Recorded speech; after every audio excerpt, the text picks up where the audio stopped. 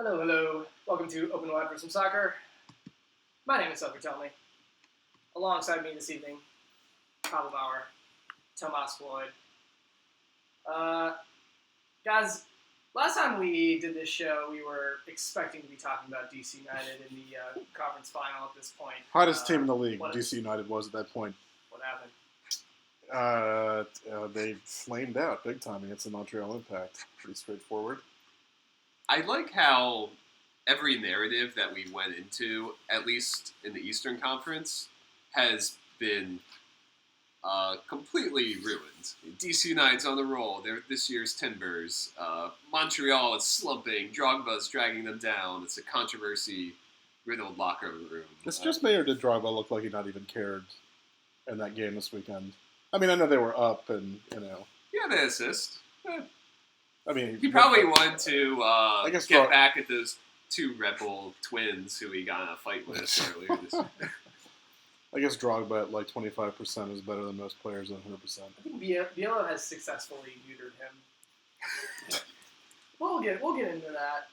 We got a lot to talk about today, folks. I mean, even outside of DC United, even though we're a little late there, we got some MLS conference semifinals yesterday. We've got a little USMNT, a couple of games coming up of rather large importance. But I think before we get into the conference semis from yesterday, let's go back and do a quick little wrap-up of DC United's horror show in the MLS wildcard round. As Thomas mentioned, DC United had all the momentum going for them, at least up until the last game of the season. I asked a couple players about this after the game, and they were pretty dismissive of this factor, and I understand why. But I do wonder, United won 4 games in a row. They go up to the last game of the season against Orlando City. Maybe it meant the difference between playing away or at home in the first game of the wild card round. Olsen opts for all backups. They lose the game, and then they come out against Montreal with their starters, and they are just flat.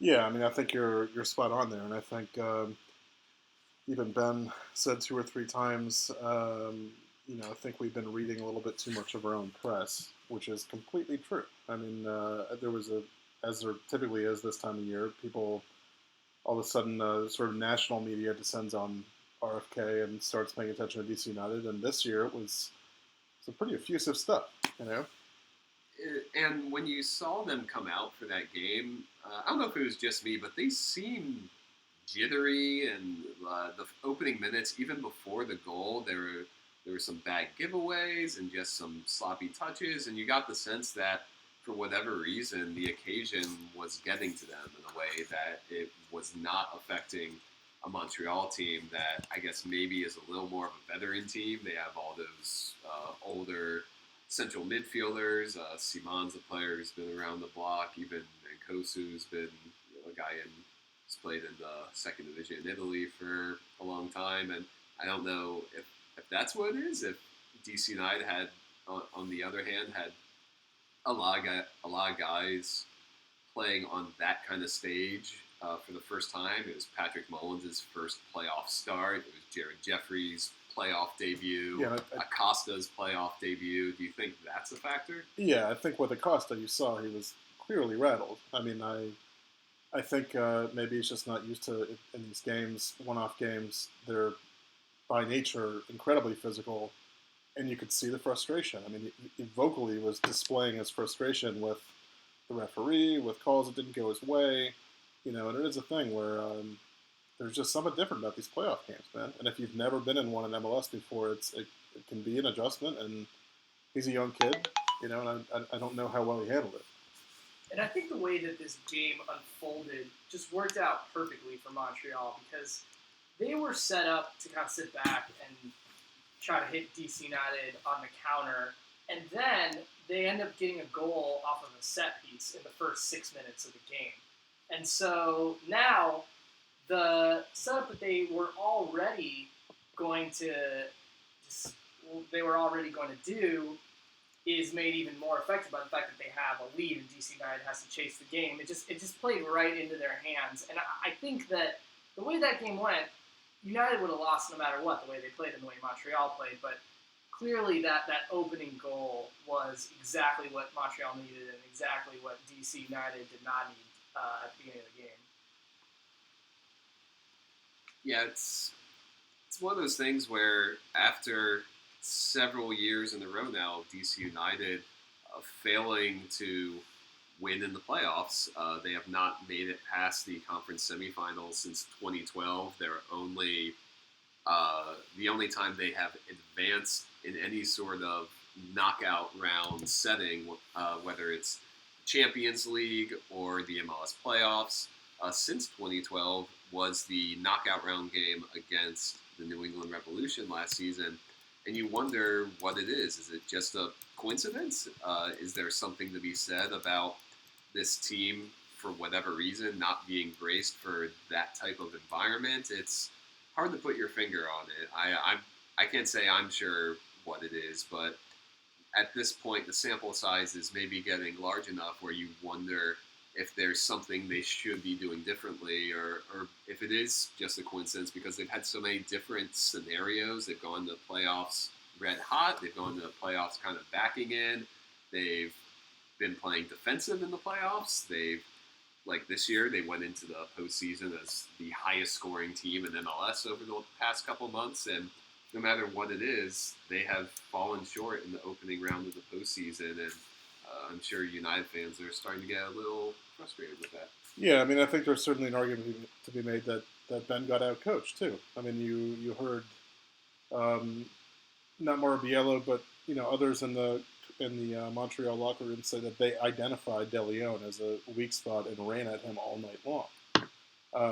You saw Piatti just completely boss the game in a way we haven't seen a lot of players take over a game like that against United this year. So I think DC just in general looked a little underprepared. Guys, we are taking your calls this evening, as always, 708-LT-OWFSS. And we also take your messages during the week if you're more into that. So I think we have one message on the Open Wide Person Soccer inbox. Let me head all over. Let's see. Here we go. Come on in. This is fascinating stuff right here. This question better live up to all this waiting. We'll come back to it. Okay. So should we move on from DC United? Let's stick with the theme of Montreal and get into the first of the four. Here's your question. Okay, let's move back into the question. What's up?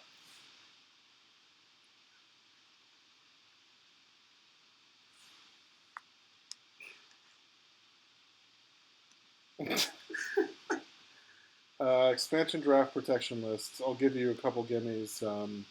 Bill Hamid, Steve Birnbaum. Go from there. I'm going to scroll through the roster to show that I actually was not prepared for this. But Luciano Acosta. Yeah. So that's 3. I mean, assuming they lock him down. Right. Julian Buescher, you would think. That's 4. Sean Franklin? Toss up. Yeah. Jared Jeffrey, probably after the season he had. That would be 5. Personal favorite of yours, though. I think you're biased a little bit. Taylor Kemp for sure is 6. Patrick Mullins for sure is 7. Nagel and Niarco, both of them, probably. 8, 9. Lloyd Sam would be 10. And then probably Jalen Robinson would be 11. I'm a little fuzzy on the ever-evolving rules and how they affect homegrowns.